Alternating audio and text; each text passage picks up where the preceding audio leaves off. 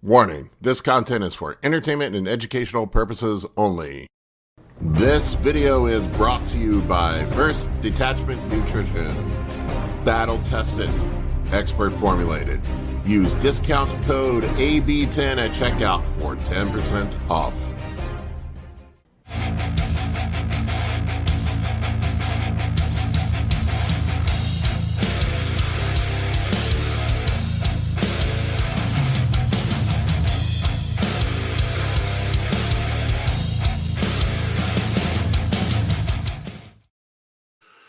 All right, bros, what's up? Big Paul here with Dr. Todd and Chewbacca uncircumcised Colin Harding himself.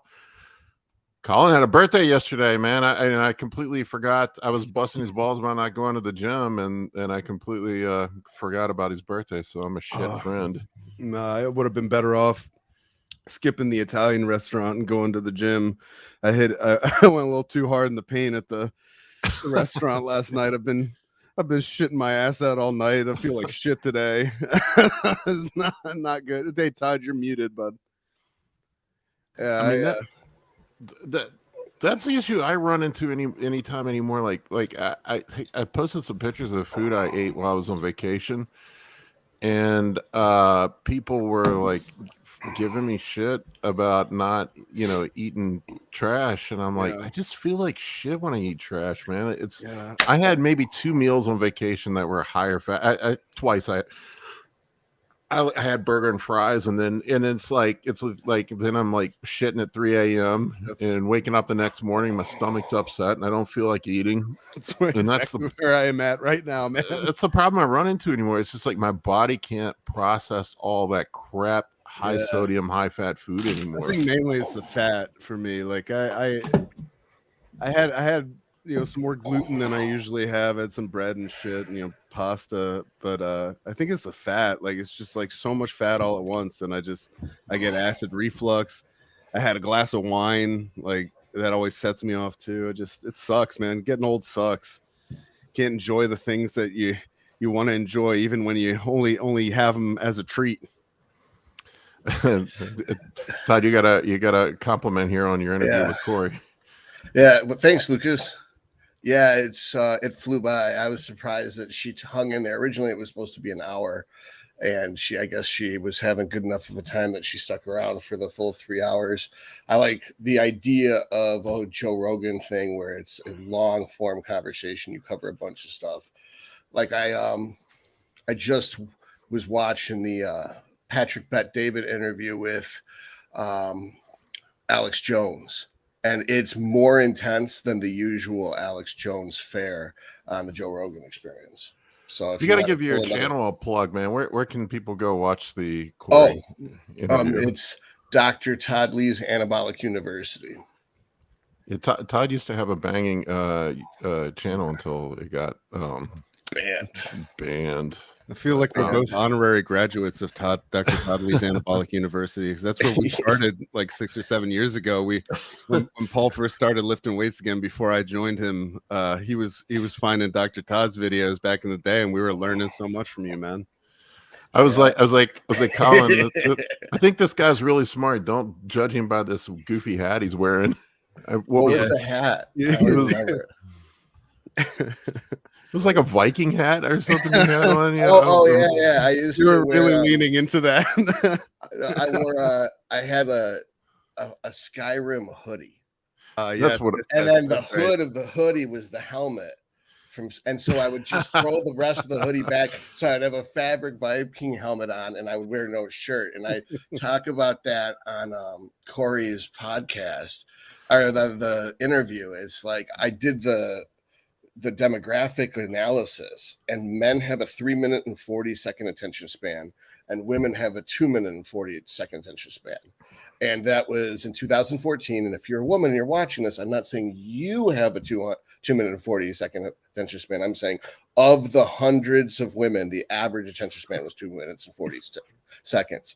And that if I didn't wear a shirt and I shot the exact same video, nobody would notice it was the same video, but the attention span went up to 5 minutes for both. So I was like, so women will pay twice as much attention if you don't have a shirt on, or there's a certain population that just shuts it off immediately, or they keep watching, even though you're talking about steroids, just because you don't have your shirt on. And then with the men, I thought it was odd that there was actually a change in retention if you didn't have a shirt on. I didn't think men would care what you look like without a shirt on or not, but that actually turned out to be a thing. Sorry, I'm fucking with my lighting. Well, I noticed there's a big audience retention increase when you just talk about trend. Right. What's that about? I had 450 videos and I had 18 videos about steroids, and the 18 videos about steroids were 99% of my watch time. I know. It always frustrates me because I actually enjoy nutrition. I think that's my favorite. Nutrition and training. I actually enjoy. PEDs are probably my least favorite out of the three, but I enjoy nutrition and training, especially nutrition. But the nutrition seems to do fairly well, but training, nobody wants to hear about training. Like I get some guys reach out to me like, why don't you do more training videos? I'm like, because nobody fucking watches them. You know, it's funny. And that's so true. Like you shoot a training video, unless it's super high quality video, and it's like, and what I found is a lot of these guys, because I watch training videos, I'll watch Nick Walker train, and I'll like notice things like, okay, his foot's out 12 degrees, his heels are 8 inches apart. And then I'll watch Ian do the same exercise, and Ian's toes are in 12 degrees and his heels are 8 inches apart, 6 inches apart. Then I'll watch the same shit 8 months later and see that it's changed. And then I'll try to like figure out what influences have changed for them. And I've watched the evolution, like both Nick and Ian have went separate paths, but have both converged on Justin Shire's training. That all of the arguments between Justin Shire and Fuad about training has resulted in every single person on that podcast eventually becoming more like Justin Shire. Tommy John says, I can't pay attention. Can Todd take his shirt off and talk more about trend? You know what? I think there's, you know, I that would make me uncomfortable because there's not a larger female audience base. Speaking of, that Cory episode has driven my percentage of female viewers from 0% to 11%. I can't believe it was 0%. It was literally, it wasn't 99.9% male. It was 100.0% male. It's hilarious. And then and then of the 800 people that saw it, I think it was like 30% were females. And so now it has changed the percentage, because I guess some of those females went and watched other videos I did, and so now it has changed the whole percentage of the channel to 11% female. I think Dr. Tina is the only female that watches my channel. Mine is definitely in the 99 some percentile of men. Well, we're literally on a almost all male platform. 85% of YouTube users are male. Is it really then you'd that have high? It's 85% of YouTube users are male as of 2017 or something. Maybe it's higher now. I don't know if they're including children, because I think that children would probably be 50-50. And then we're all men. We have very little female guests. And then we're talking about how to use synthetic male hormones to make yourself more masculine. So there's zero reason for any woman to ever watch the show. The rare exception would be females in an almost all male space of bodybuilding. Well, I've been trying to do more interviews and get women involved more on the channel, but it's hard to find female bodybuilders or physique competitors that want to talk. Well, I mean, the women that use gear probably would, but I mean, most of the bikini and wellness girls, if they use gear, they use very little, and it's not like they're a gear expert. They do what their coach tells them to. Yeah, no, that's very true. So what would be the point in having them on as a guest? Diet Coke ready. Hello to all. It's like you having Diet Coke. It's before noon. Oh no, it's afternoon. Okay. Now what's the sweetener that's in Diet Coke? Aspartame. Yeah. So did you see where the World Health Organization just added it to its possible carcinogen list? Now, 30 years later. But the studies that on the aspartame that they use to try to force force people to believe that it was toxic so that they'd be drinking regular sugar and get diabetes because that's more money for them, is that you would have to feed a rat 1 kilogram of aspartame a day to induce brain cancer. And all rats get cancer. It's like chicks at an Oprah show getting cars. All rats get cancer. That's the part that people don't understand. Every rat gets cancer. That their lives are so horrific and traumatic. In the wild, they will die or starve way before they live as long as they would in a cage in a laboratory. So for a rat, like just like humans, all men will eventually get prostate cancer. It's inevitable. Do you get it at 70? Do you get it at 90? Do you get it at 100? Or do you die before you get prostate cancer? But if you take away all of the threat to a rat's existence, it's inevitably going to get cancer. It's not going to die from heart disease. It doesn't eat like an American. It eats rat chow, which is actually healthier. Yeah, I mean, that's the thing I think people completely miss out on is it's all relative. It's like you know, the little bit of aspartame that you're taking in, is that worse than being a fat piece of shit? Really? Nope. That's the part that people miss, is no matter how bad something is for you, nothing's as bad as being obese. So like people are talking shit about, oh, you're evil because you use steroids. It's like, what the fuck are you talking about? One, it's not a moral thing. And two, it's not even as unhealthy as the chocolate you're eating. Shut the fuck up. It's like 1 beer a day or a shot of test. What's worse for your liver? It's a bottle of beer a day, even just one.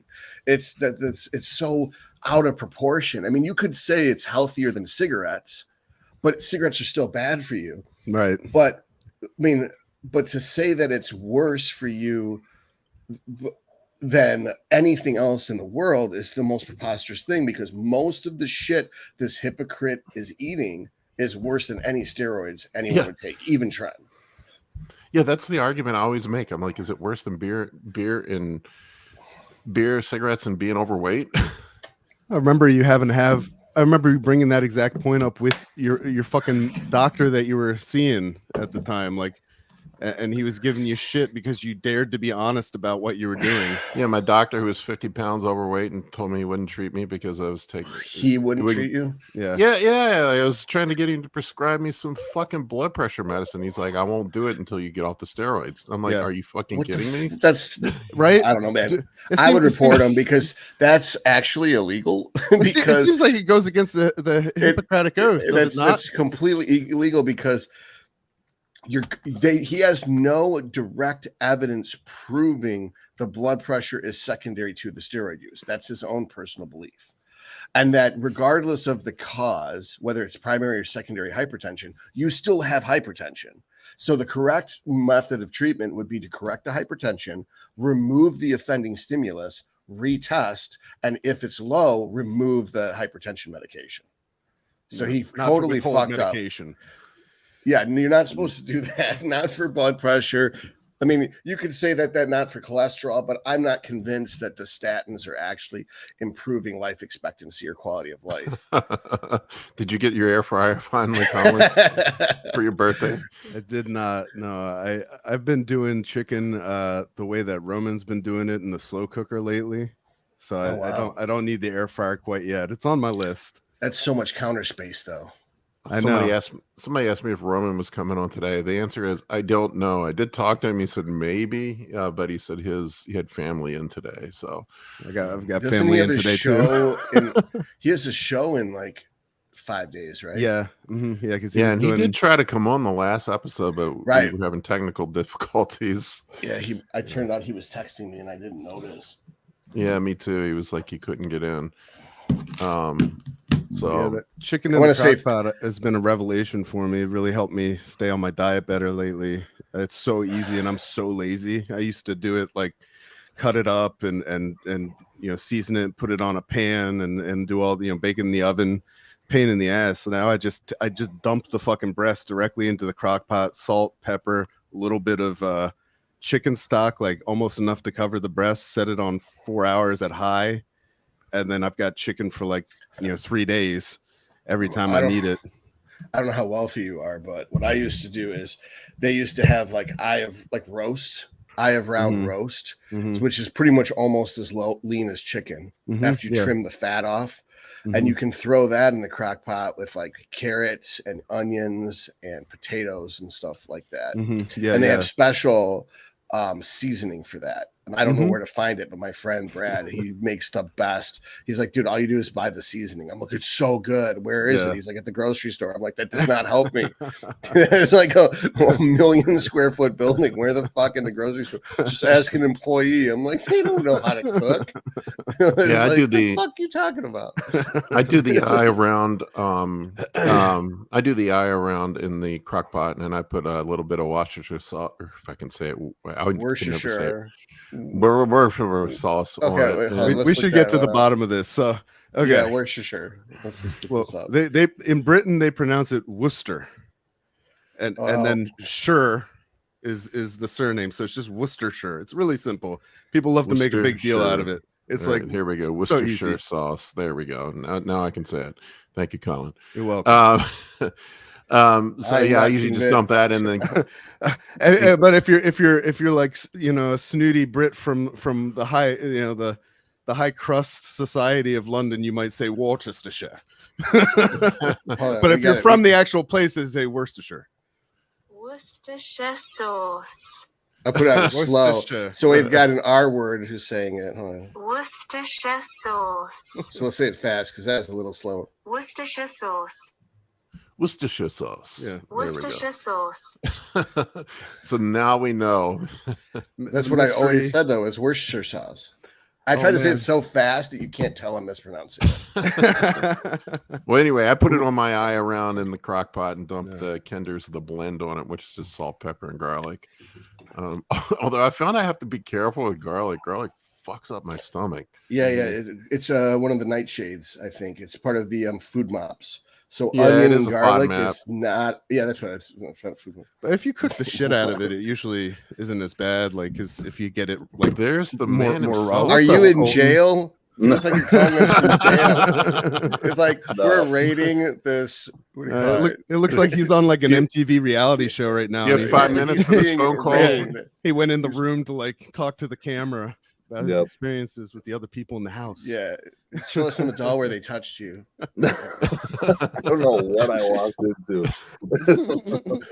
Colin, is it your birthday? His hair's all messy and shit. Like My birthday the was female guards yesterday. had their way with him. They like violated him with their nightsticks. I think my hair is pretty good. I don't think anybody on this podcast is allowed to comment on the state of Coach Colton's hair. I think between the three of us, we might have enough for a head of hair compared to what he's got going on. It's lovely. I love it. He's got more hair on his mustache than my whole head. Yeah, it's a pretty thick one, man. It's growing good. It looks like you'd have people hanging from it pretty soon. Hang my Looking like accessories. Brosemity Sam over here.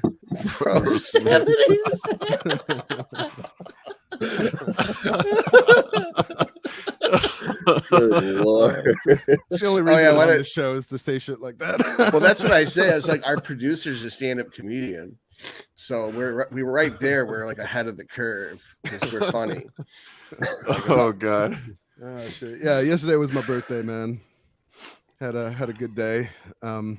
We were talking earlier about how it sucks. Like, I don't know if just getting older or just in general. Like, I saved myself to have treats. I went to a nice Italian restaurant last night, and I've been paying for it all night and all morning since. And I don't even know if it was worth it, quite honestly. The way I feel.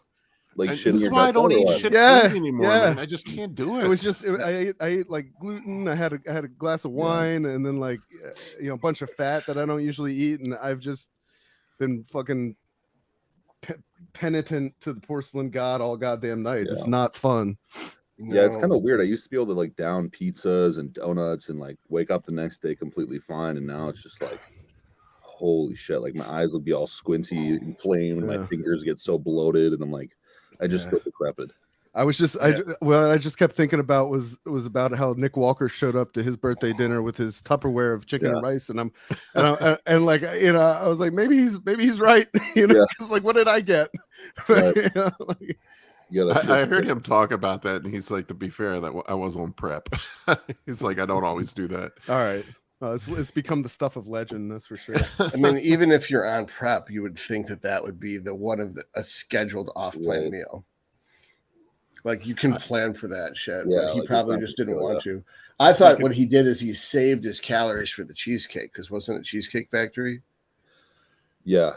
The problem with Cheesecake Factory is everything is like 1,500 to 2,000 calories. Like the food isn't that good. It's just the cheesecake's good. Yeah, exactly.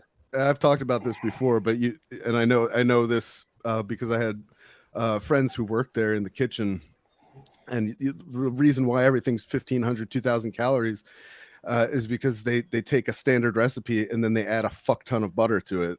I mean, like and so people are like, this is so good.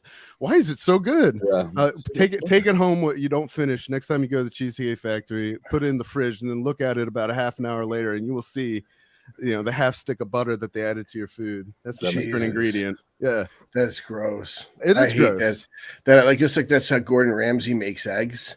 Is he mixes butter in with the eggs? Yes, I mean that's like fuck. Anthony Bourdain talked about how that's just like the chef's trick. It's like people wonder like why are chefs able to make food taste so much better? He's like butter, put butter in everything. Butter and salt, right? Yeah.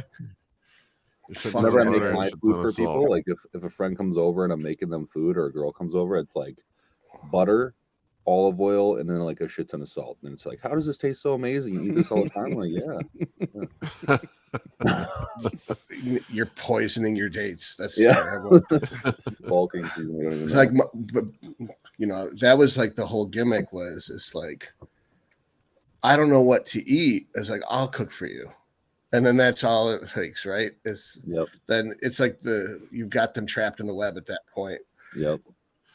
I've always wondered with the shit food making you feel bad if it's not that, people say that like, after they've eaten clean, the shit food makes them feel bad. I've often wondered if that's just the way you felt all the time before you started eating clean. Right, it is. I think it's a bit of column A and a bit of column B. Like I definitely, as I get older, I'm less able to tolerate, shit food compared to when I was young and had an iron cast stomach. But then, I remember making the switch with you years ago when we went from like the way we were eating to eating, more closely following what Dr. Todd was putting out there at the time. Because that's how we got started, man. I mean, Paul has his history with Dante, of course, and he has a whole like, he's got a lot more history lifting weights and stuff. But like when we both got back into it, we're like, I never really was in it. But when we first started like 6 or 7 years ago, we were following your blueprint, man. Wouldn't be here without that content that you put out for free. Backloading with the MCT oil. Mm-hmm. Yep, I was doing that at my desk. That shit works. It does, yeah. But yeah, I remember like sort of like coming off the bad food and like onto like that way of eating and telling Paul, like I feel so much better. Like I didn't realize how bad I felt. Like the bloating and like puffy face and just every trip to the bathroom is like fucking spinning the roulette wheel. Like, what's it gonna be? Where's it gonna land? Mm-hmm. I think I was just in a permanent state of acid reflux until I started cleaning. That too. God, I was popping Pepsi, like fucking Tic Tacs. Yeah, that's crazy. I find that now is anytime I do food substitutions, I'll have acid reflux every time. The like chicken, rice, peas, and carrots is pretty much all my body wants. And anytime I violate that, I'm gonna have to pay for it. So it's as you get older, the intestines get older, so they get less efficient. I think it's so that's the biodiversity of the gut too. It just gets so myopic because we only eat a couple things, which is fine. Like, I don't think that's the end of the world. I think it's probably an adaptive process telling you, hey, don't eat this bullshit. Right. But, well, like when I switched to the Robocop diet, it just was so much worse if I tried to eat any solid food at all. I would get like gastroparesis, like my whole digestive system. Robocop diet? Yeah. The Robocop diet was my shakes. Like where because RoboCop just ate baby food. They would just take a jar of baby food and turn it in and twist it into a port, and that's how they fed RoboCop. I was like, that's the most efficient. Was that even in the movies? Yeah. Oh shit, I don't remember that part. Yeah, OCP baby. OCP all the way. I When you're gotta- from I gotta Detroit rewatch them. and you're a nerd, Robocop is really important to you. Like, I haven't seen it in Baby. years. Yeah, dude. Clarence Boddicker is my hero. That's like everyone knows him as Red. I know him as Clarence Boddicker. That's right. Robocop did take place in Detroit. I forgot about that. Yeah. It I wasn't mean, even an I like exaggeration. It's like they actually made it look nicer. It's like with what do you call it? With like 8 Mile, they didn't film it in Detroit. They filmed it in Warren, and they brought in nicer cars because they were like, no one would believe it looks this bad in America. So they actually like, even though it's supposed to be a movie about the ghetto and growing up on the streets and poor, they brought in nicer cars to a suburb. They didn't actually show anything in Detroit except for the burned out building scene. That's the only like authentic Detroit scene in the movie. I remember going to Detroit in my 20s, and I'm like, holy shit. I'd never It's seen so anything bad. In the 90s, it was so bad. Like just down Woodward, the main direct. Like my uncle came from Los Angeles. You know, like so in the 90s, you think, you know, Crips and Bloods, that the LA riots, that LA is a really bad hood, right? So he comes from LA, and we're driving down Woodward, which is the main street. It's literally numbered 1. It was the first street built in the 1800s, I mean the 1700s, and he's like, I can't believe how ugly the main drag is. Like we are literally on the main street of the whole city of millions of people, and it's burnt out buildings and boarded up windows. It looks like a war zone. That this is like what you see in Beirut on the news. This is the most ugly city I've ever seen in my whole life. And this other time, we were driving, we like missed the freeway exit, me and my grandfather, and we were driving through, and I would say this is like 1997, 1998. He was driving me to undergrad one day because I wrecked my car because of the weather and the underpass on Southfield Freeway. And there is this building, this major building had collapsed, and part of it was poured into the street. Like the bricks had blocked off part of the street, and he actually started crying. I only saw him cry once, and that was watching Saving Private Ryan, and that's because he was there. And then he cried driving through this, and he's like, I used to go to that place to buy clothes with my sister when I was 8 or 9. I can't believe, like, and he was like pointing out all these places that were just just falling apart. And he was like, I can't believe that the city has fallen apart this bad. I've never seen even anything like it. Even after the Nazis bombed France, it didn't look as bad as here. I mean, when I went there, it literally looked like it was a war zone. That's wild. Yeah, I used to travel around for music, and I remember going there in college, and it was pretty shocking. It was mid 90s when I went there. It got better. They did make it better, and we didn't have any riots for the George Floyd thing. Really? We were one of the only cities that didn't have any riots. Yeah, because the cops were ready, and they just started shooting first.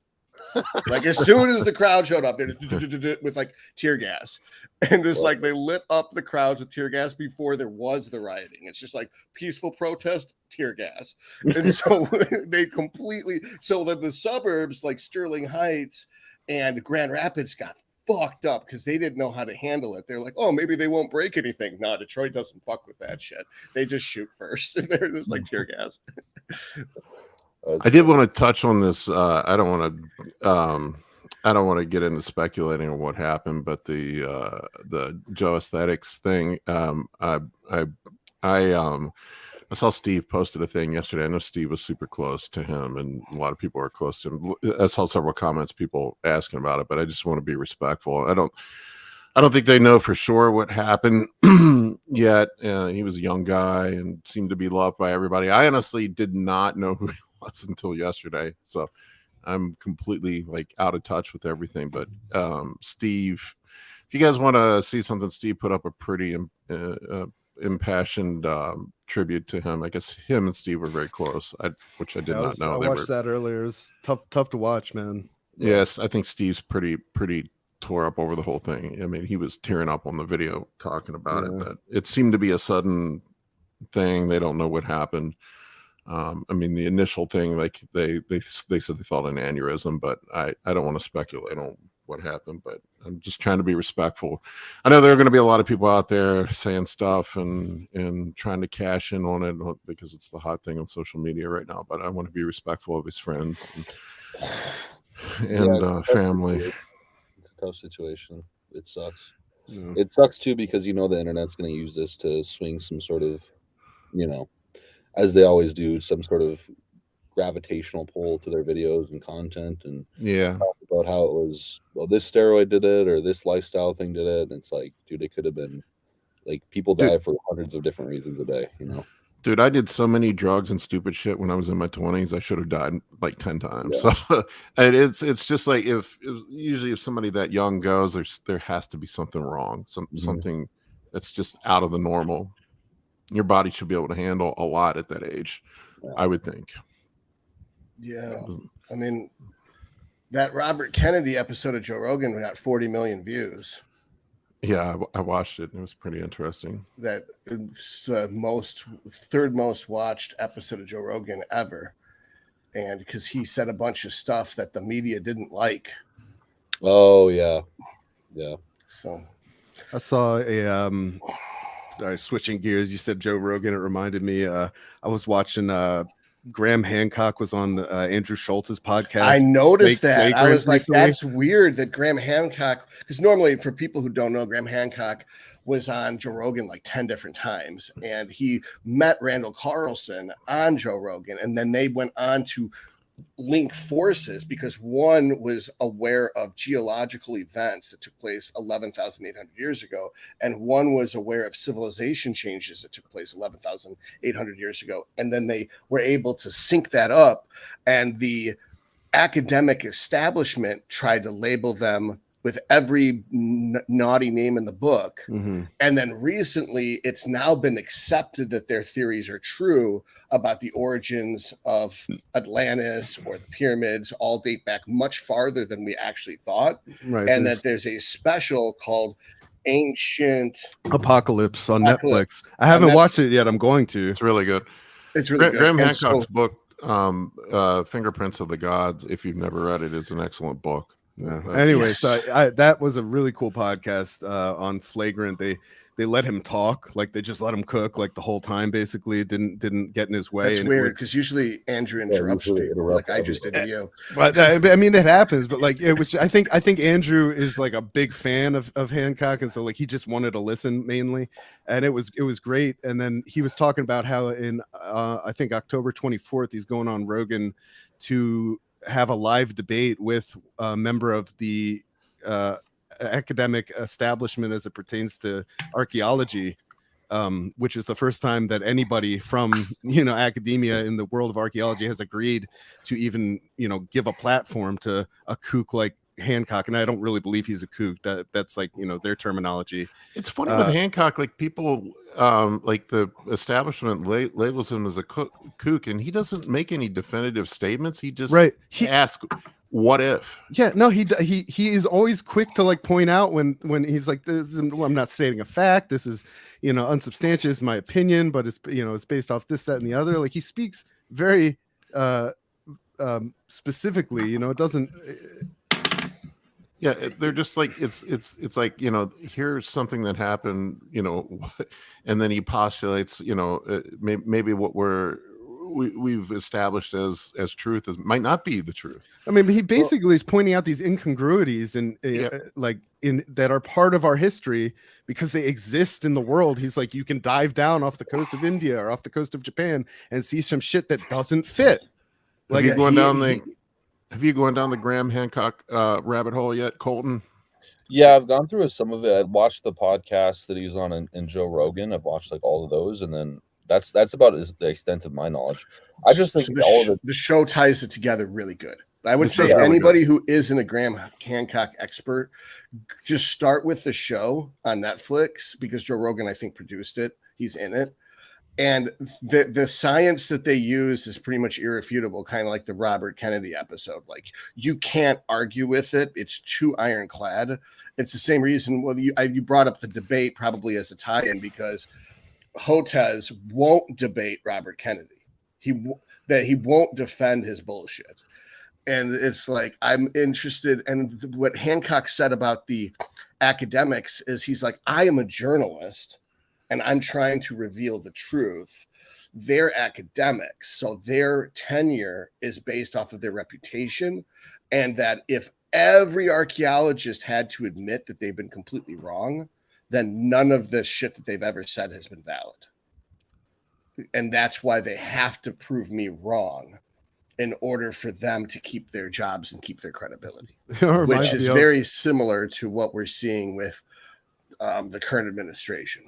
Yeah, they have to double down on the bullshit.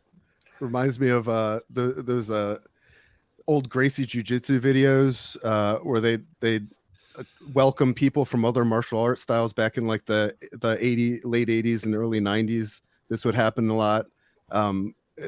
When they first moved to the US, they had an open invitation for anybody representing any martial art other than, you know, Gracie Jiu-Jitsu to come and test one of their people with their art to see who would win in a, you know, sparring match.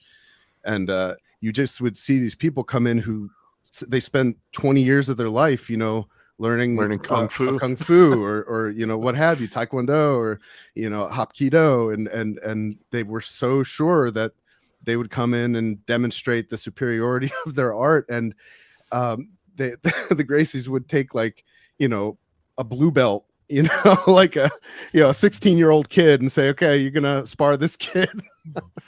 and they'd be on the ground and flattened out and choked out in, you know, 2 minutes.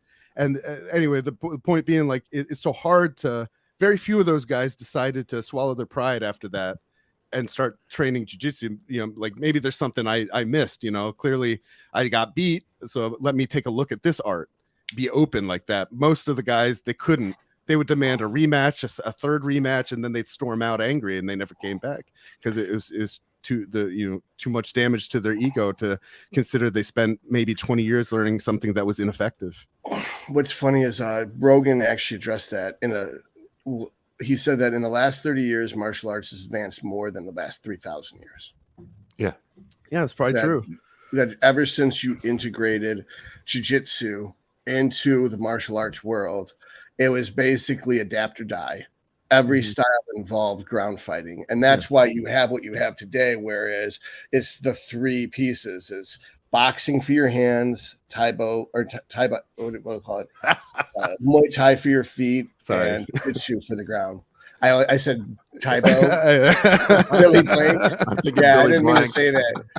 I actually trained with, it's going to make your opponent sweat. One of my previous senseis said that he was very close with Billy Blanks. And Billy Blanks is just like started teaching aerobics. And then he started making it kickboxing aerobics. And he just made a fortune off of some bullshit. But he didn't believe in it either. He was like, this is not a fighting style. This is just the capitalist aerobics. Graham Hancock also talked a lot about psychedelics on that Flagrant podcast, ayahuasca being one of them. Randy was talking about going down the ayahuasca rabbit hole. The funny thing is, though, is that in my opinion, you can push the envelope, but once you break the envelope, you can't reseal it. So, like, you're trying to sell someone on some idea like the pyramids are actually 11,000 years old or older. They're not 4,000 years old.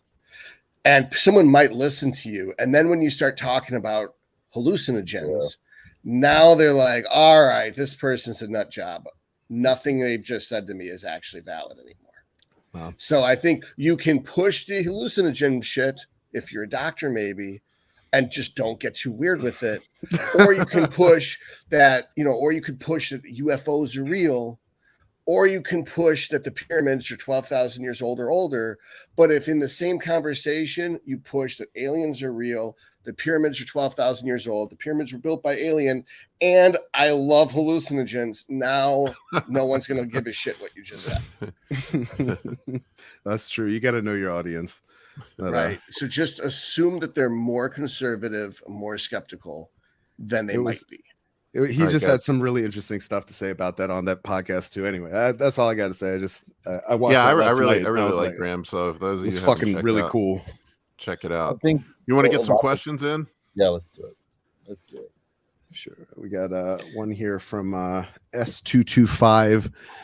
Supplements to lower hematocrit. He donates blood twice a year. So I think it's telmisartan. One of the many benefits of telmisartan is it's going to improve your phlebotomy, your erythrocytosis, aka polycythemia vera. I think that there's a Venn diagram for that. There's not complete overlap, but bottom line is your hematocrit and hemoglobin levels, if they're advanced, then or if they're above what they're supposed to be, for hematocrit, I always get the two completely confused. One of them 17 and the other one's 50. And if Hematocrit's 50. yeah, so if your hematocrit's over 54, you're in deep shit. If your hematocrit's under 50, you're good. So you want to try to drive it under 50. You could run telmisartan. What I found was if I run zero test, and I mean zero test, if I'm running nandrolone only, I'll have a 16.9 and a 49.9. If I run any test, like 400 tests, I shoot up to like a 17.2 and a 51 or 52. I can run as much as 1,000 tests. And if I'm running 40 telmisartan, it stays at that 17.2 and 52. So like whether you're using a little test or a lot of tests, telmisartan keeps you as low as it can be while still on test. I've seen some people who have 45 and 16.0 though. And I've seen dudes who are running next to nothing and they'll be at 18 and they'll be at 56. So it's a lot of it's genetics. And I also think a lot of it is hydration, just because I almost always see dudes get blood work dehydrated. And it's most of the time, I think it can. I'm just being honest. Most people aren't smart enough to think a glass of water is enough to hydrate me. I need to drink like a liter of water, especially bigger guys. So they often find that they have higher hematocrits. But if they were to drink a liter of water prior to getting blood work, as opposed to just like 4 ounces, then they would find their solution. But this is sometimes right. So one of Colin's favorite expressions that I've ever said is some people aren't smart enough to do steroids. And it's like, if you don't understand how dilution works, then you probably shouldn't be using steroids. Yep. So like if you're somebody who can fuck up that bad that you didn't hydrate before getting your blood work done, you're not really responsible enough to be prescribing yourself drugs. To Colton's point, I have a home hemoglobin meter, and my hematocrit and hemoglobin will be significantly lower in the evening after I'm fully hydrated than it is in the morning. I mean, sometimes my I'll have hematocrit will be like 52, 53 in the morning, and it'll be like 48 before I go to bed after I'm fully hydrated. It's pretty crazy. I've also, and you talked about it, Todd, I've noticed too, it doesn't seem to matter how much test I run. I get the same amount of elevation, whether it's 200 milligrams or 1500 milligrams. It's the same. One thing that I also find scary is everyone knows Anadrol does this, but people forget that that's the point, not a side effect. That is the point of equipoise. Yes. It's supposed to give you increased endurance. Well, how does it do that? It gives you increased oxygen carrying capacity. Well, how does it do that? It increases the red blood cells, because the red blood cells exist not to give you strokes, but to give you increased oxygen. Oh, no, yeah. It's to give you increased oxygen. So there's no evolutionary advantage to having thicker blood. The point of the blood is to carry oxygen to the tissue so that it can work. I've seen protocols for MMA guys and for cyclists, and usually they'll run equipoise for the additional red blood cell count. I've seen that. Yeah. So when people are like, "Oh, EQ is harmless, it's neutral," I'm like, it may be mild in effect because it takes so long to kick in, but it supposedly causes kidney damage. I don't know if it causes any more kidney damage than the other anabolics. It's just they tested that. And if it's making your blood thicker, that ipso facto could result in more kidney damage because it would have to drive your blood pressure up. And I mean, if you look at sickle cell anemia, that those people take pretty bad kidney damage from the sickling, makes the blood sludgy and unlikely to flow. It decreases the viscosity of the blood. So I think that's part of the issue there. So I bet that the nephrotoxicity of EQ is secondary to the erythrocytosis induced by the EQ. That's what I've thought too. Yeah, and I think, but I do think it's very interindividual with like the erythrocytosis, because it's like I just did my blood work. And me and Todd were just talking about this, and I've been on EQ for 10 weeks now, and my hematocrit and hemoglobin and red blood cell count are all within norms. So it's hard to say exactly. I think some people just get affected more wildly from it. And also, I want to say I did a urinalysis and a full kidney panel with cystatin C, and everything's fine too. So, but I think it is interindividual. I've never had problems with hemoglobin or hematocrit on EQ, but I know some people definitely have. Some of my clients for certain. Yep, Chase says, I'm not going to make it on today, guys, but I wanted to chime in. When I got blood work done on 2,000 tests and 800 mass, my hematocrit came back at 49. But I also drink a liter of water when I wake up to pee. I'm just looking now. Mine was at last week, it was at 48, but I also drank almost 2 liters of water prior to going. So I remember once another liter when he wakes up in the morning before the blood work, he said. So that makes a difference. Remember once I was at I was trying to get blood, and I didn't get enough water in beforehand, and my veins, which are normally popping, weren't like, they couldn't get any blood from me. So I was like, just bring me some salt. And then they're like, okay. So they bring me salt, and then she walks away, and she comes back a half an hour later. I was like, yeah, the salt's gone. They're like, what do you mean? I was like, it was good for 5 minutes. They're like, wow, you really know your body. I was just like, how the fuck do you have this job? yeah. Like, oh man. All right, what do we got next, Colin? Got one from Black Kaiser. Hey guys, may I know if running a mill of Primo and a mill of Testy can be run all year long? I would say, yeah. I guess if your blood works good. Yes, if your blood works good. Easy. Yeah, easy question there. We got a question here from Roman. Different Roman. Not Second, not the Roman. Not the Roman. Second off-season cycle. Previous off-season top dosages ran was 500 milligrams test sip a week, 400 milligrams deco a week. Looking to run test sip, MPP, and EQ. What is the proper way to dose MPP and EQ? As needed. I mean, I would typically like to run test out, especially in an off season. I'd like to run like test sip or sust at the highest I can possibly get it in the most frequent injection intervals, and then add an NPP and EQ as like a secondary concept. But I think maybe looking at, instead of EQ, maybe adding in like Mastron or Primo to control aromatization might be better. But previous off-season, I'm running the same thing. I'm running test, equipoise, and Mastron right now, so I don't have the NPP in anymore. But I really think the NPP is best utilized when you're the leanest, to be honest, just because the extra effects given from the adipose tissue doesn't seem to be optimal. Yeah, I like to use it when I've typically used MPP is on my rebound post contest. And then off season here lately, I've been dropping it, although I've had issues with it. We've talked about this before with causing me anxiety. I know you posted some stuff. Yeah. I literally removed it because of that. Like, as my adipose stores got higher, I started noticing the anxiety a lot more. So I dropped it out. What's the connection between the adipose tissue and the anxiety?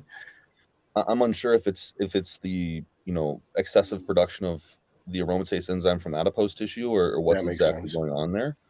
But it did seem to, and it could just be like, leptin signaling. It could be so many different things, but it did seem that anxiety got a lot higher once adipose was higher. And is there a correlation between estrogen and anxiety? I'm sure there is. I mean, women are crazy. Okay, that's what I was just like, I've noticed that women are very concerned about what's going to happen, that they're very pessimistic about the future, whereas dudes are like, I don't give a fuck, shit'll work out. And it's like, clip that shit. That was fucking funny. You know, if I said it, I'd be a misogynist. Colton says it. He's just adorable. All right. You don't have the mustache. Yeah, I don't have the porn mustache and the full head of hair. So, what do we want to do about this here? Like, I don't really get the cycle. Why are we using 3 drugs, but they're all at low doses? Personally, I don't know. It would be like leverage test as high as it can go, and then probably throw in a DHT as opposed to right, because there's no DHT in here. There's no second line drug. Yeah. And then the EQ is usually in place if you can't tolerate more tests because of DHT, but you can't tolerate more DHT derivative because the estrogen will go too low. So you use EQ as a non-DHT converting version of testosterone. Yeah. And then the NPP is there usually as an anti-glucocorticoid and or as a collagen synthesizer for joints, but the EQ has the collagen synthesis on its own.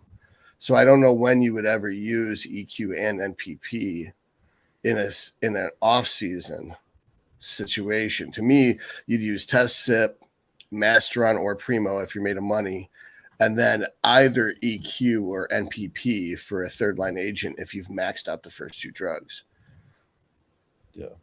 It's a pretty complete answer for you, Roman. I saw somebody need to pick it apart. Is this our Roman or is this a different? No. It's a very low dose for our Roman. No. That's definitely not Roman Fritz.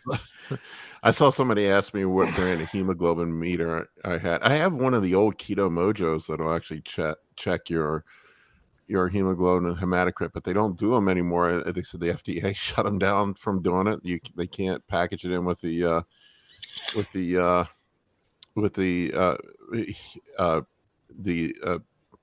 blood sugar meter anymore. It's so fucking stupid. Another one I got, my daughter had an issue with her hemoglobin being too low, so I got this one. You can get them on Amazon. They're about $80. It's a Chinese one, but I don't think in the US you can buy hemoglobin meters directly anymore. It's some FDA bullshit.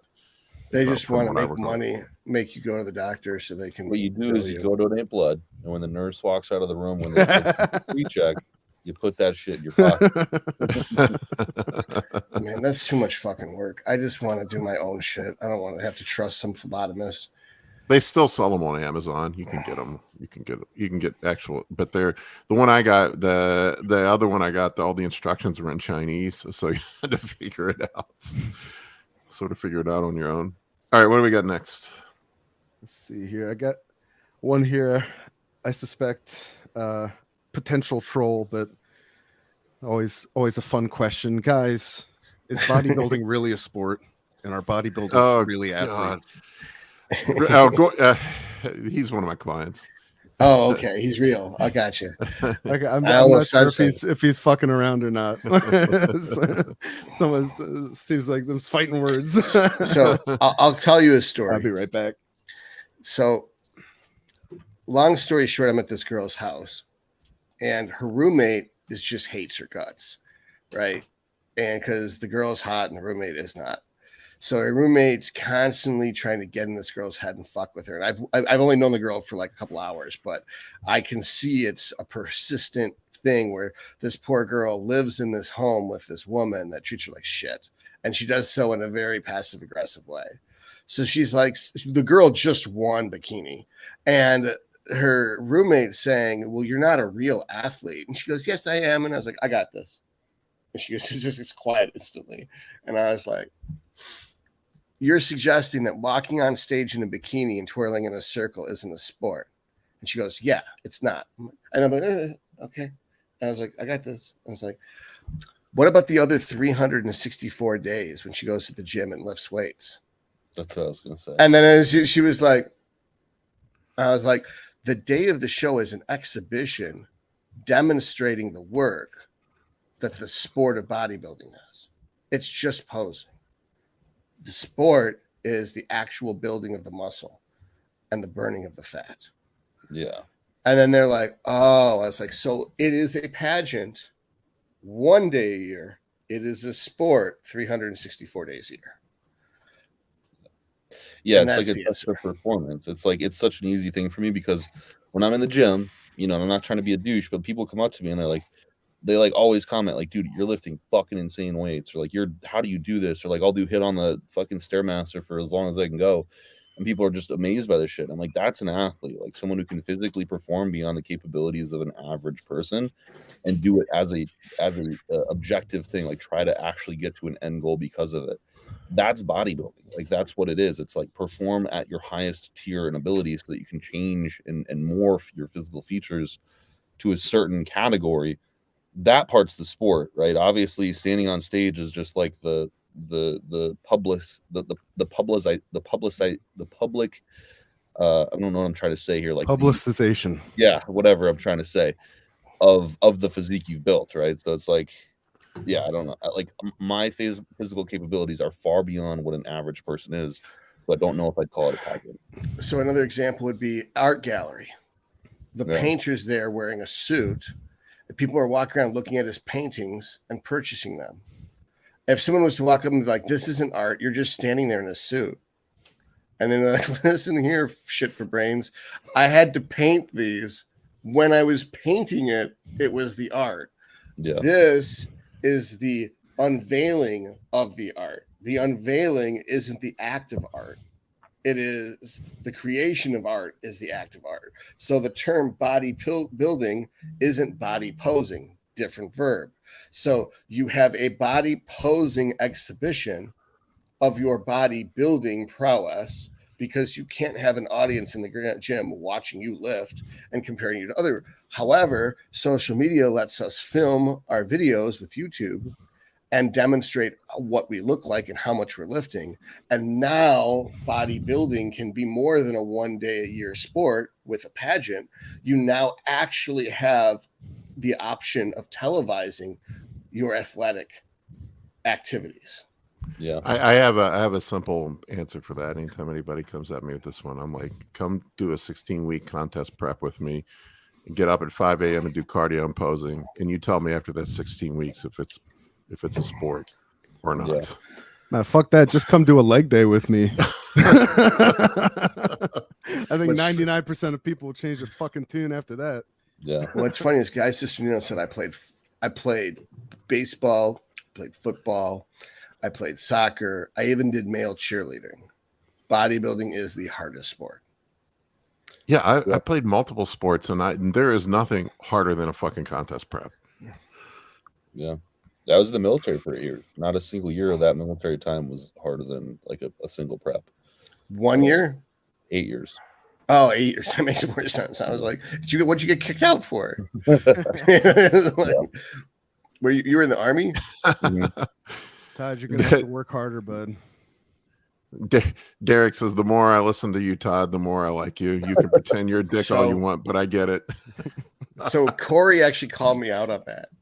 Cory said, so you just pretend to be a dick, but like it's like a character you play.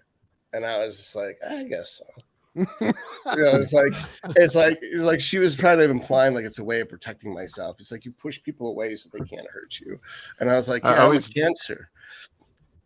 I always describe you as the most likable asshole I know. like Trump, charismatic jerk. Yeah. Right. Maybe a little less baggage. What do we got next, man? Let's see here. Less baggage than Trump. Yeah, maybe I think you arrive with slightly less than he.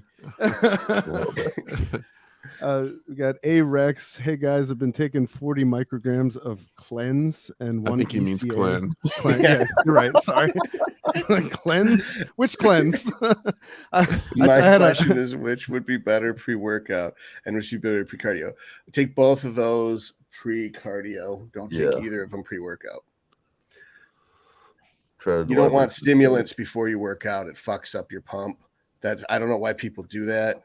If you need to be stimulated to work out, your workouts aren't hard enough. Usually one work set will get your fucking blood pressure and adrenaline up so high, you're going to be wired for another 3 or 4 hours. Like, you don't need any fucking stimulants. You might feel like it, like, oh, I just worked 8 hours sitting at a desk. I feel so tired. I don't want to do this. But once you actually start exercising, you'll feel fine. And I know that some of you guys do construction. I'm not trying to put you down, but the vast majority of people have sedentary desk jobs where they work by talking on the phone or typing on a computer. That to me isn't enough physical labor to where it would impede a workout. It just feels emotionally, mentally exhausting. But I mean, all I need is some good death metal, man. That's all I need. Exactly. I actually was going to say that too, and I changed my mind. It's like if you're not stimulated when you're doing your work set, it's because you're listening to pussy music. I don't listen to any music when I work out. I'm an anomaly. Everybody should listen to. Let's start with Misery Index, Killing Gods. That the Killing Gods is a good track to start a workout if you're not in the mood, because it's like a 1-minute intro to get you basically ready, and then they just fucking drop the hammer, and the entire fucking album is amazing. Adam Jarvis is a perfect drummer for lifting. You like a metronome to set your reps to. I'm the opposite end of the spectrum. Like if I do listen to music, I'm too lazy to set it up, get headphones, whatever, set up the music. But if I was going to listen to music when I work out, I would be on the opposite end of you from the death metal spectrum. I'd be on the fucking chill, James Taylor, Jose Gonzalez. Colin makes fun of my death metal. I don't understand that.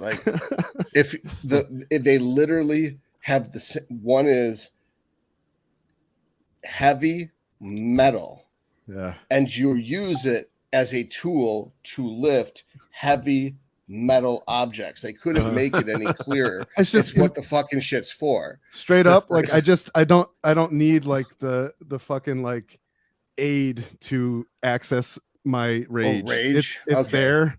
It's just reaching out on the shelf and picking it up for me. I don't need the fucking music to get all there. You need is somebody to walk in front of you in the water fountain. Oh my God. Are we doing this? Made me upset at the gym. Yeah, there was a guy that took way too long at the water fountain when Colin was waiting to use it one day, and it was the whole workout. It was fixated on it, and I'm telling him to chill. I still don't like that motherfucker. Dude, I lost it on some kid who was using the free motion cables. And he was he got there 1 second before me. And I was like, oh shit, how many sets you got? He's like, I'm just getting started. I'm like, how many sets you got? He's like, 4. He's like, you can work in with me. I'm like, I'm not doing cable crossovers, dude. And it's that's all these kids do is they bench 135 pounds for 2 reps, and then they come over and do 10 sets of cable crossovers, and they're still just as small. It's why don't you dumb fuckers go use one of the machines and do 3 sets of 10 like a man? What are they doing on the cable crossovers? Either they're doing way too much goddamn weight is what they're doing. You're not working the fucking target muscle at all. Idea what they're doing. They're just doing what the other kids do. It looks like a semi bicep curl almost. Yeah, it's just they're working the fucking traps. I almost made fun of a special needs group, and I chose not to. But it's a seal with blank. God. Anyway, so Kolton just got it. so what do you call it?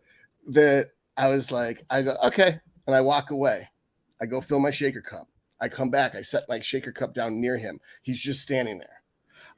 I actually had a girl talk to me. I'm like, come talk to me by the equipment I'm waiting for so I don't lose my place in line. So I come over and I'm sitting there with the girl and I'm talking, and we're still sitting there talking. And the dude walks away to go to the drinking fountain. So I go up and goes, oh, I got another set left. I'm like, are you fucking kidding me? And everyone just freezes. I was like, are you fucking kidding me? You sit there and you watch me wait for you for 15 fucking minutes while I'm losing my pump. I actually go and get a girl to come over and keep me company while I wait for your slow ass. What the fuck are you trying to accomplish?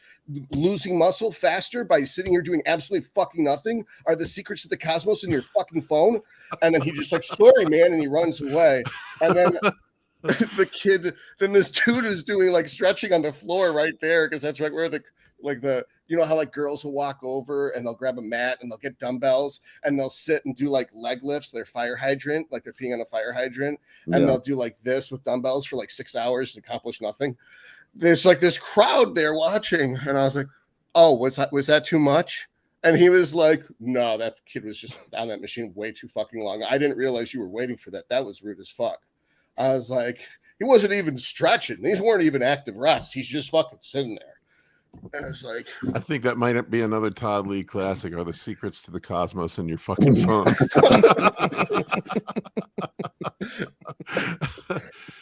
Marty like- Lumberjack says, "Man, every time I see Todd, I think about peas and carrots." That's all I eat now, bro. I swear to God, it's fucking in every meal.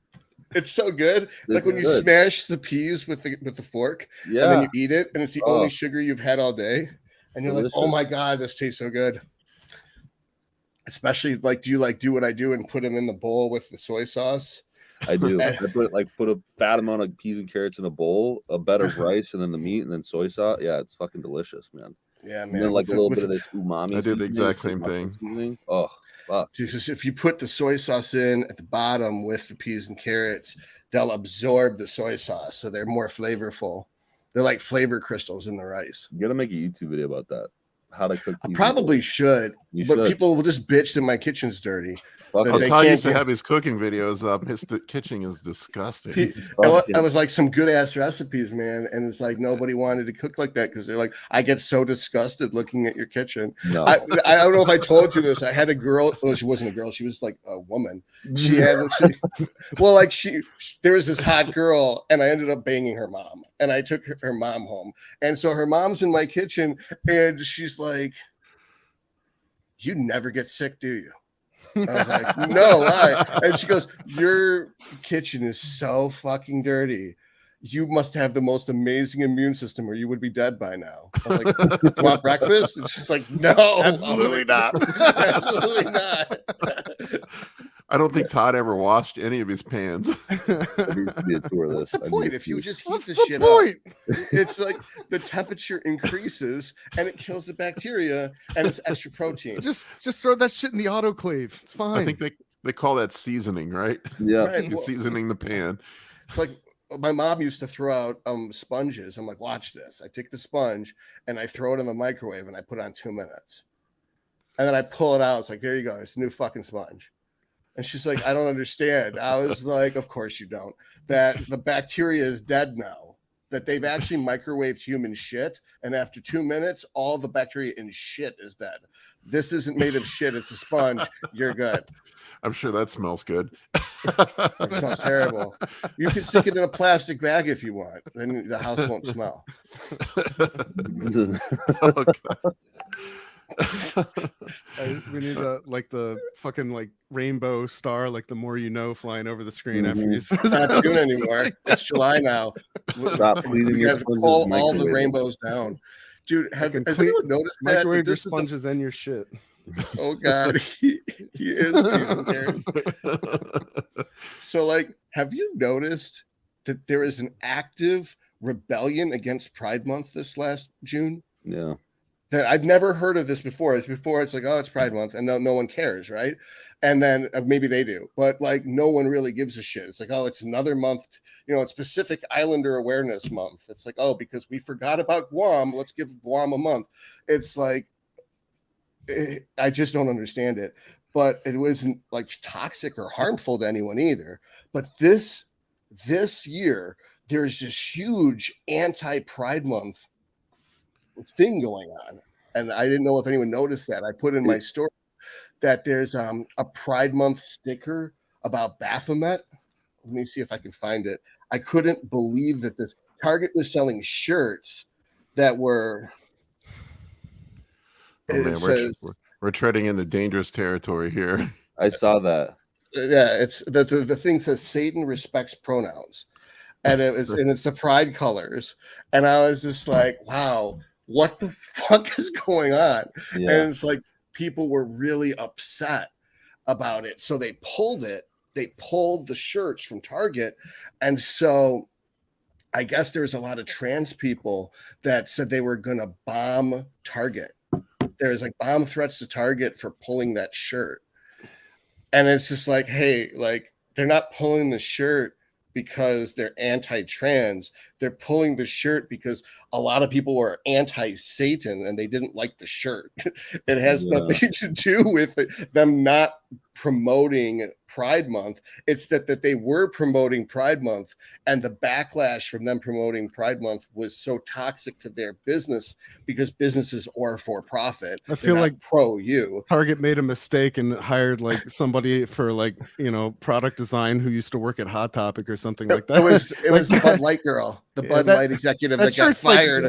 It's just a little too edgy for fucking Target. Like, you can't you imagine like Karen's walking through fucking Target in the Midwest like, what?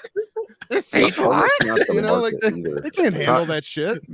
Kyle said he saw your story, Todd, where you said worshiping Satan isn't cool anymore. Yeah, that I left that out because I know that YouTube will not like that, but it's too late. So I didn't say it, but like it's on my that was the my caption on the picture on my story.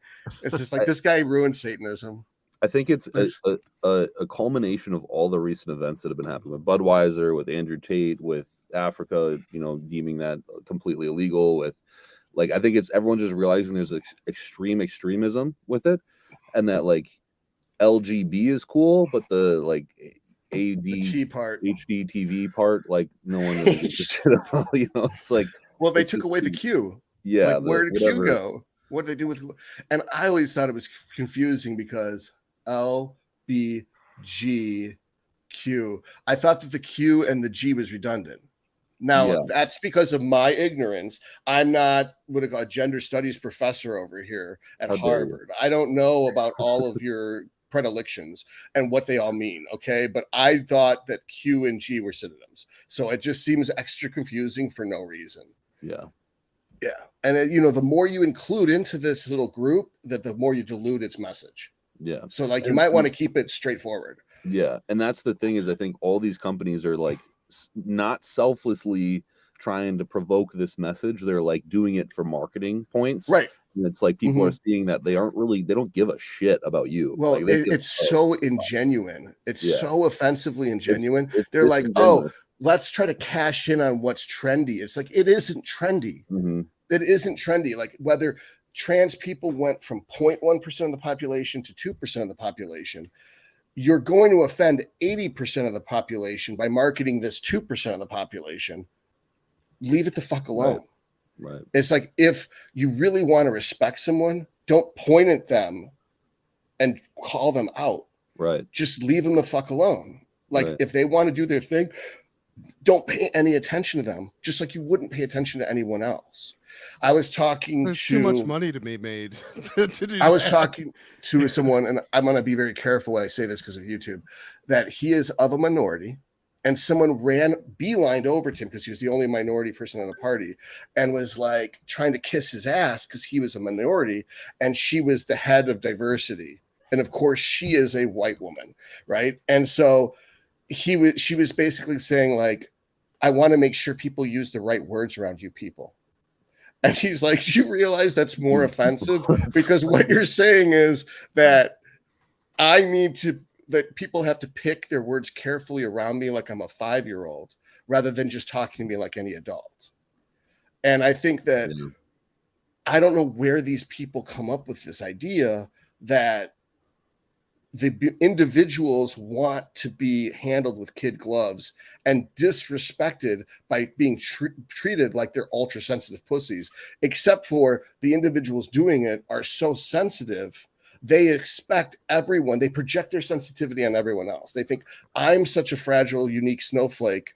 I think everyone's a fragile, unique snowflake. And I want everyone to tiptoe around my feelings. So I want everyone to tiptoe around everyone else's feelings. And fuck whether I make everyone uncomfortable because they have to tiptoe around my feelings. Whereas a sane, normal person does not want other people uncomfortable around them. They want their friends and family to feel comfortable talking to them. Even if they get hurt once in a while, it's for the greater good of having an intimate, close relationships with people. And I have a feeling that these social justice warriors don't have any intimate relationships. They don't have any friends. They are miserable and alone, and they are just trying to push that misery on the whole world around them and ruin America. And it's just, I think everyone's fucking sick of it finally.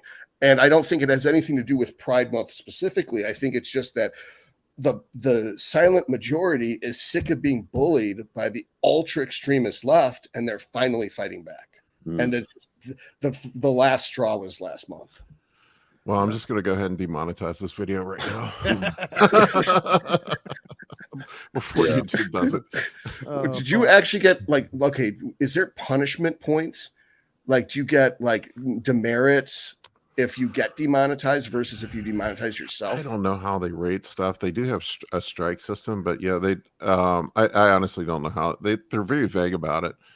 Right, because it's just about what anything they don't like is going to violate the community guidelines. So that's why there is no community guidelines. It's very vague. Right. To me, vague means non-existent when it comes to boundaries. A vague boundary is not a boundary. Yeah, they don't really tell you. Because I remember I used to violate that shit up and down, left and right. It's just like, I don't know what the fuck I did. It's like, what are you saying? Like, if there's a posing video, yeah, you have sexual content. It's like, what are you talking about? I'm posing. Or it's just like, you were demonstrating the use of drugs. I'm like, I'm a doctor demonstrating the proper way of using insulin, a prescription medication. It's like, what are you talking about? All right, let's get back on track. Any questions? We got another one here, Colin. Well, yeah, this is not a bodybuilding question though. This is one from my area of expertise from Chris. He's got a cat that's driving him crazy, keeps waking him up at night. No sleep is bad for his gains. I do have 6 cats, and I've watched every episode of My Cat from Hell, so I'm a legitimate expert on the subject. What Jackson Galaxy from My Cat from Hell would say in a situation like this is already what some people in chat have told you, is that you just need to be firm. If you lock the door, if you close the door at night and the cat wants to come in, you can't pay it any attention at all. You have to just bear it. It will suck for like a night or two. But it will get the message that it's not allowed in when the door is closed. It will learn. They're just really obstinate, some more than others. Another thing that will probably help is to just make it a routine, same time every night, right? Right before you go to sleep, you feed that cat, because when they have a full stomach, like most of us, they get a little sleepy. It's more likely to sleep, through all or the majority of the night if you feed it just before bedtime. But yeah, that's just it. You got to close the door and you got to be strong, man. And getting that second cat is going to help. You said you got another cat coming home in a few weeks. Getting that second cat will help, because they'll run each other ragged before bedtime playing, assuming they're both young and playful cats. My advice would be to buy a dog instead. I saw this thing. I actually took a picture of it because it made me so happy. It's comparing the amounts of people that, oh man, where's this picture? Here it is. Dog lovers, 73%. Cat lovers is like 23%. Yeah. I can't believe it's a 3-to-1 ratio. I thought it was something way less dramatic than that. Yes. Another question from S225. S225 has been paying $2 for every one of his questions this stream. This is his 3rd question. But why would you? Is that a platform, like a subway platform? Like, if we don't answer, I'm going to push you in front of the train. Can GH be pinned in the glutes? Why would you want to pin in your glutes? Yes, you can. You get localized IGF-1 expression wherever you pin it. You want to be developing them cakes. You want to pin it into your glutes. And get I don't know how you're going to get. Well, most people have too much fat on their ass to get the insulin pin into the actual glute muscle. That's one of the only areas where you're not going to be very successful. Taking the question at face value, you could put this anywhere. You could put it into your calves. You could put it into your fucking forehead. It's still going to work the same. We got him. Oh my God, we have to fix that. He's not suggesting you put it. Don't do that. No. I've done it like calves before. Kolton's too young to know the extent of American stupidity. But you haven't had enough clients to realize that they will inject Todd if you tell them. God. Oh God, I can't show what Chase said. You can look in the comment section. Let me look at this. I have it up over here. You're so bad, Chase. Naughty. All right, well, We'll put it up. We'll just won't say it. That's fucking great. Oh, oh, that's so bad. Woo.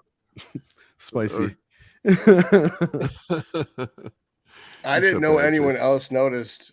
Oh man, you're so bad, Jason. I have to be careful. I'm an official J3U affiliate. Oh, clearly Chase is not. Oh, I gotta turn that off. I didn't know I was on delay. All right, what's the next question here? Just go down the list. Existence. Josh is asking, whenever you tried using any sort of ARB to mitigate AAS issues, he got pitting ankle edema and his blood pressure went higher. We've talked about this before. There are some people, yeah, I think it's when Steve was on. Steve was talking about it, that how there's a, I don't remember his exact explanation, that there are some people, and I have seen it with a few people, that actually have the opposite reaction to ARBs, where their aldosterone actually goes up, not comes down. I don't, have you heard of that, Todd? Sort of. I've heard that some people have some strong negative reactions to lisinopril, not just the cough. I think it was Ben Chow had diarrhea for 2 months. So This I mean, was on ARB, so it's this is it's a different, same pathway, different binding site, right? So in this case, ankle edema, and I don't really know how the mechanism is, other than it could be an allergy. Water retention basically is what you're dealing with here. Yeah, I mean, if you look it up, edema is one of the side effects of telmisartan. It's a rare side effect. Right, which I don't know the mechanism of that, but did we already talk about mineral balance? I don't know if that was even something that was brought up. Okay. Like as if this person could correct his electrolytes and minerals and fix his problem. Like, maybe he's already eating a lot of. But so for I'll use myself as an example, because that's the exception, not the standard. But I was, before using telmisartan, I would mix no salt with salt. So I'd have half potassium salt, half normal salt, and I'd put that on all my meals to get a 1-to-1 ratio, a little bit over a 1-to-1 ratio. And then when I started taking telmisartan, my potassium was sky high, and I was getting edema. So I stopped taking the potassium. My serum potassium maintained relatively consistent at that point, and then the edema went away. So it could be that, like, maybe this guy's doing something familiar or similar, where he's fucking with some sort of mineral, and the balance is now shifted due to taking the ARB. Or it could be completely, he could have a fucking heart failure, who knows. It's hard to say. Well, that is a low possibility that we don't we're not WebMD over here. It's like, you got cancer. True. They should change, what do you call it, WebMD to you got cancer. With an exclamation point. Here's a study I found. Telmisartan induced edema, a rare clinical finding. They said edema is angioedema is swelling, mostly involves soft tissue, eyelids, throat, tongue, mouth, etc. The angiotensin converting enzyme inhibitors may induce edema in rare but potential dangerous adverse side effect. Right. So this is a receptor blocker, not the converting enzyme inhibitor, but it's basically going to have more of the available substrate. No. Yes. So it's an adverse reaction to telmisartan. Because telmisartan is not an ACE inhibitor. It's an ARB. An ARB, but it works on the same. The A in ACE inhibitor and ARB is the same A. We also need to consider whether or not Existence plays Horde or Alliance in World of Warcraft, as his image there, his user icon indicates. If you're playing Alliance, he's definitely Horde because he's using Z in Existence. I want to hope he's Horde, because if he's Alliance, then that's probably why he's having these problems. Here's what it says: ARBs do not exert their effects on ACE. That is, they are not expected to cause bradykinin accumulation and therefore angioedema. People who experience angiotensin converting enzyme angioedema may have some reoccurrence when they are switched to an ARB. So take that as for what you will. You're the I guy, would- Todd. I don't know, man. They write so dry, it's hard to concentrate. So I would go to the American. One of the things I love to do is when people are having problems like this, I love to go to the American Index. It's online. It's a free manual. Type in the medication of question. Look at its adverse reactions and specifically look at its interactions, like what drugs and supplements and food does it interact with, and maybe you could find yourself an answer there. What was the website, Colton? Just the American. It's merrickmanuals.com. Are you sure it's Merrick, not Merck? Yeah, it's sorry. It's Merck. I'm sorry. Yeah. I'm thinking of it's Merck. Cool. Let's not advertise for Merrick Health when they're not paying us. Yeah. They're actually paying me now, but Oh, they are paying you? They didn't respond to my email. You should just like say, hey, respond to Todd's email. It's like all right. We want to get one or two more in, then we can finish this up. All right, let me pick a good one here.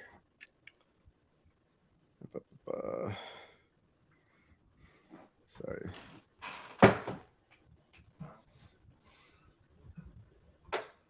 That was my chair breaking.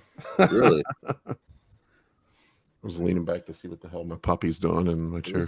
There was one about lat. I can't find the one I wanted. This is a good one. Rashid wants to know. He said he knows it's hard to get fat, eating mostly protein, but can protein keep you fat? He says he's swapped to a high protein, low carb, and low fat diet, and he's not seeing the expected weight loss. And he says that he's at a 600 calorie deficit. How do you know that? yeah. My thing is like you can still be fat on high protein and low carb. It doesn't matter. Like how many grams of fat are you eating? Because we have to remember that for like the layman, fat is the highest. It's the most energy dense macromolecule we have. And if you're eating a copious amount of fats, thinking, well, this is a low carb diet, I should be losing weight. Very well, you could be placing your fat so high that you aren't in a caloric deficit. Yeah, I don't really understand the I mean, rationale. he's eating chicken thighs and ribs and ribeyes. I mean, that's a lot different than eat. That's one that drives me nuts. I'll get guys come to me all the time. They're like, I'm not losing fat, just eating protein, and they're eating fucking chicken thighs and ribeyes all day long. Right. Well, I mean, how much fat are you eating? First of all, 600 calorie deficit is not 1.5 pounds a week. It's 1.2. If that's just a general statement. Yeah. It could be 0.8. For me, it could be 1.2 for. Yeah. I mean, just it's. Then there's the next fallacy, which is that low carb, high fat. Or no, I think what he's saying is low carb and low fat. That's what he's trying to say. Then that makes more sense. I swapped to a high protein, low, because I don't like terms like high and low. Like, what does that mean?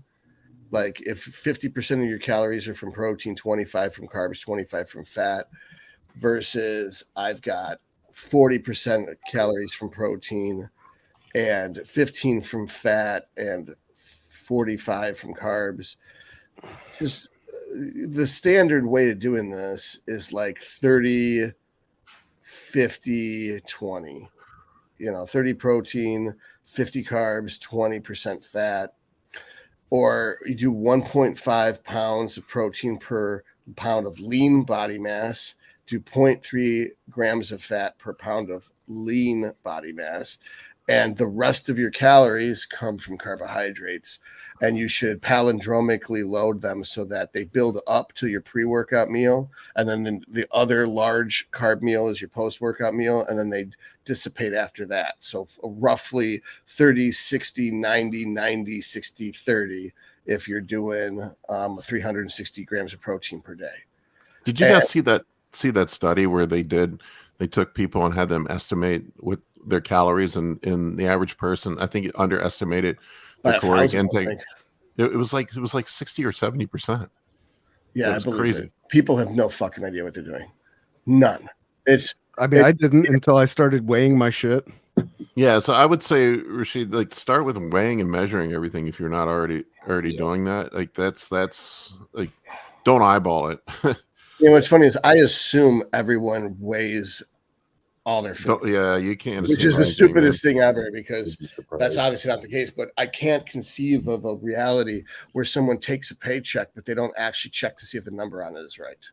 There's like, and they just take their paycheck and they go deposit it. They never look at the number on the paycheck. They don't look at the hourly rate before they take the job, and they don't look at the amount in their bank account before they spend money. Or they don't look at price tags when they buy shit. That if people approach money the way that they approach food, they'd be even poorer. One thing I found super easy enough that Broderick Chavez said was, if you want to be in a caloric deficit, roughly 25 calories per kilogram is the great way to do it. Like to start. Per kilogram. Yeah. 12 per pound. Yeah. 12 per pound for loss, 15 Yeah. per pound for maintenance, and 20 per pound for gaining. Yeah, that's been the rule since I remember I went through a nutrition certification back in the early 90s when I was a personal trainer, and that was the number they used back then. Still, nothing's changed since the 1890s, honestly. It's just people keep forgetting. What works is rarely sexy, and sexy sells. S225's got a fourth question for us. How much water do you all drink per day? 9 liters. I try to drink 2 gallons. Sometimes I'm just under that, so it'll be around 9 to 10 liters. Yeah, I try to get 2 gallons. 6 liters, 7 liters. It's funny, I tell my clients 2 gallons and they're like, oh my God. I mean, on training days, it's easy because I'm fucking thirsty as shit. Yeah, for sure. I mean, I fill a 64-ounce bottle up for my intro workout. Yeah. I mean, this is 45 ounces. Yeah, I have a 64-ounce bottle I fill up for, so it's a half a gallon I drink just during my workout. Me too. I fill up a few times during the workout too, assuming there's not somebody and then ever at the water fountain. My pre-workout shake is like 24. Yeah, I have like one of these when I first wake up, after each meal, pre, during, and post-workout. So that means that's about 9 of these a day. So it's actually more like 11 liters. We got a question here from Cubensis. Do you guys have any experience with Raloxifene? Tell me if I'm pronouncing that right. That's right. In treating gyno, my friend started and seems to have the opposite effect as intended. Swole it up instead of shrink it. Thoughts? I mean, it sounds like a fake. Nobody does that. They just use tamoxifen. That Raloxifene was marketed and got approval because it doesn't cause the endometriosis that the tamoxifen causes. Since we're men, we don't have uteruses, so it doesn't really matter what it does to the uterus because we don't have one.